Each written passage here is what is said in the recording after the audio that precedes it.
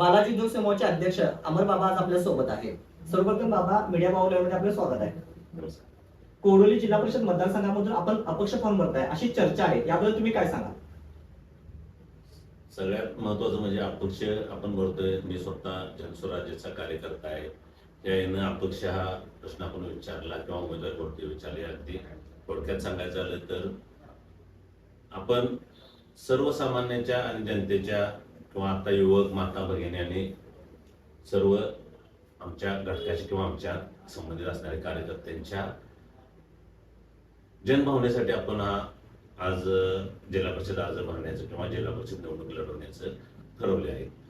आज तुम्ही अपक्ष म्हणत असला तरी आपण जनस्वराज्य कार्यकर्ते असताना ही वेळ आली. ती काही तडजोडीच्या राजकारणात आपल्याला पक्षाकडून उमेदवार मिळू शकले नाही.